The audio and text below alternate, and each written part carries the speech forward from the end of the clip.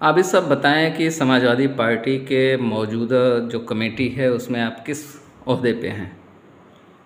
नौशाद साहब, इसमें जो समाजवादी पार्टी की जो ज़िला कार्यकारिणी है उसमें हम निवर्तमान ज़िला सचिव हैं।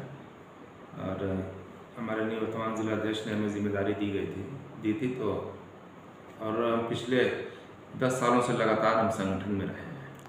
आप कहते हैं कि हम तंजीमी ढांचे में रहे हैं समाजवादी पार्टी के, और आपने बड़े ज़ोर शोर से चेयरमैनी के दावेदारी भी की है, तो क्या लगता है कि समाजवादी पार्टी आपके ऊपर भरोसा करेगी?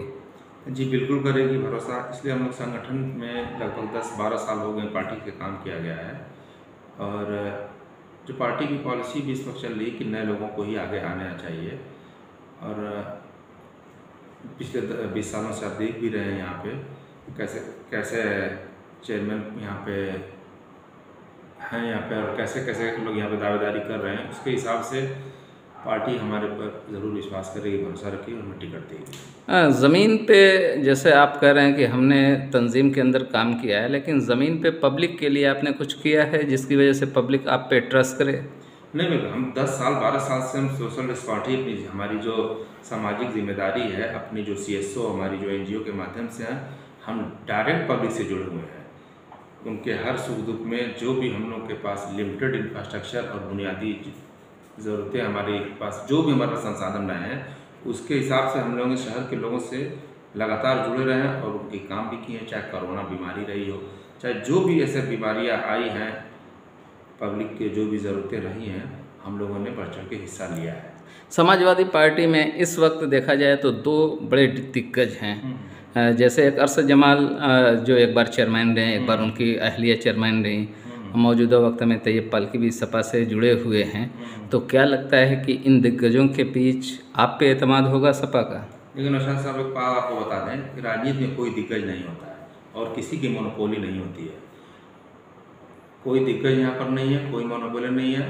पार्टी जो फैसला करेगी, जिसको टिकट देगी, वही दिग्गज रहता है, वही कंटेस्ट करेगा, वही चुनाव लड़ेगा। आप पूरे एतमाद के साथ करेंगे, पार्टी आप पे भरोसा करेगी। मान लीजिए कि पार्टी आप पे भरोसा करती है, तो अवाम आपके ऊपर क्यों भरोसा करें, क्यों आपको वोट दें? बिल्कुल, आवाम के बीच में हम जाएंगे, अपनी बातें रखेंगे, हम अपना विज़न बताएंगे कि हम शहर के लिए क्या काम करना चाहते हैं, क्या हमारे पास प्लान है। और बिना विज़न के, बिना प्लान के कोई चीज़ डेवलपमेंट नहीं हो सकती है। अभी आप देख ही रहे हैं पिछले 20 सालों में नगर पालिका ने कैसे काम किया। ठीक है, कहीं अच्छे काम भी हुए हैं और कहीं बुरे भी हुए हैं, और अभी बहुत से काम बाकी जो होने चाहिए थे वो नहीं हुए हैं। जैसे अभी ये 10 तारीख का हमारा फेस्टिवल था, बकरीद थी। ऐसा नहीं कि अचानक ये बकरीद आ गई और नगर पालिका को पता नहीं था, खूब पता था। त्यौहार आया है, कुर्बानी होती है, तमाम उसके वेस्टेज निकलते हैं और उसकी तैयारियां होती हैं, मॉक ड्रिल होती है। मगर आप देखिए, आज शहर की हर गलियां बदबू से महक रही है। चलना दूभर हुआ है, रास्ते मुश्किल है चलना, जो नालियां हैं वो ओवरफ्लो हो रही हैं। ये सिर्फ फेल्योर है नगर पालिका का, यहाँ के प्रशासन का, नगर पालिका के। मतलब आप कह रहे हैं कि तैयब पालकी की ये नाकामी है, फेल्यूर है। लेकिन वहीं पे चेयरमैन साहब का भी देखे होंगे कि पेपरों में कटिंग भी चल रही है, छपा भी है कि 42 वार्डों में डेवलपमेंट का काम हो रहा है तेज़ी के साथ। ये डेवलपमेंट का काम तो हो रहा है, वो तो कहेंगे ही, काम तो हो रहा है, कहेंगे ही।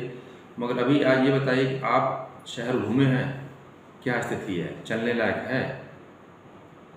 जो दुर्गंध आ रही है, जो महक आ रही है, जो बदबू आ रही है, क्या वो बर्दाश्त कर सकता है कोई? यहाँ पे चलने लायक है ही नहीं है, बिल्कुल तो फेल्योर है। यहाँ पे लगभग 500 सफाई कर्मचारी हैं ऑन रिकॉर्ड, जिसको नगर पालिका पे करता है, तनख्वाह देता है, PF भी देता है।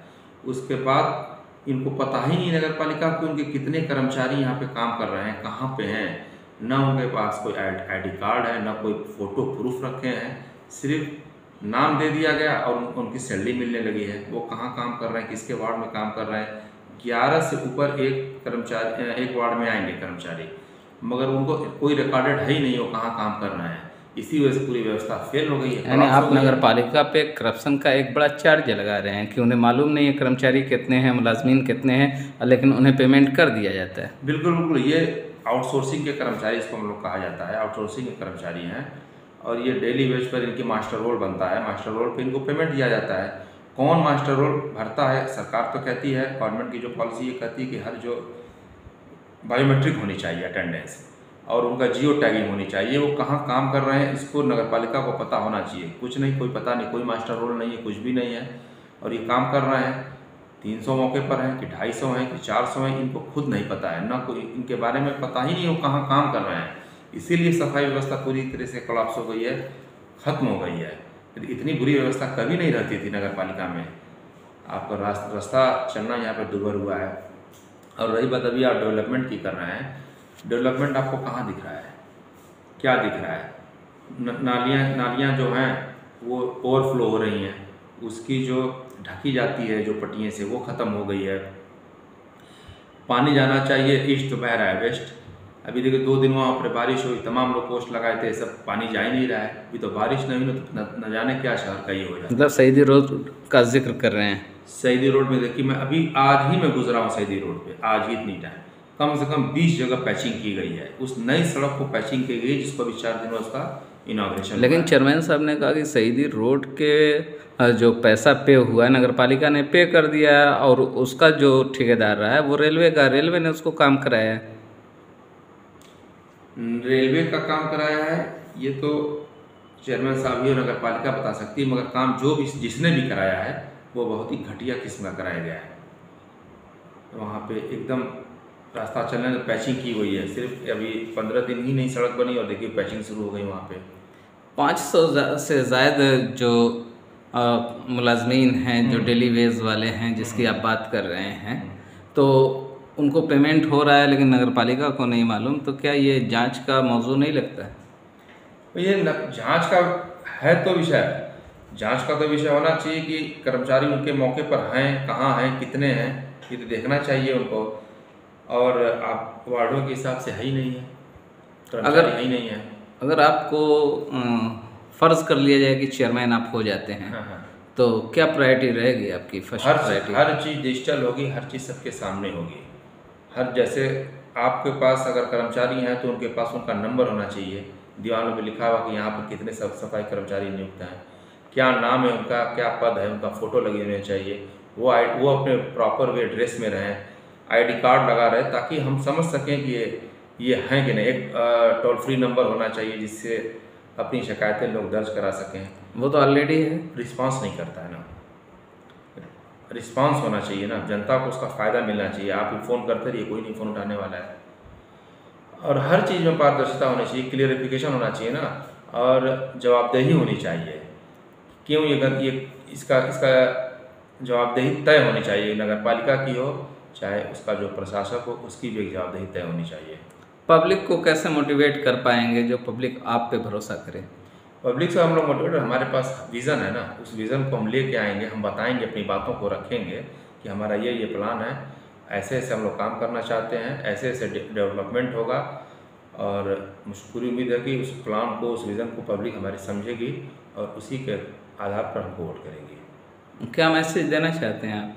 मैसेज ये देना चाहते हैं कि फ़िलहाल हमारा त्यौहार है, नगरपालिका साफ़ सफाई कराए।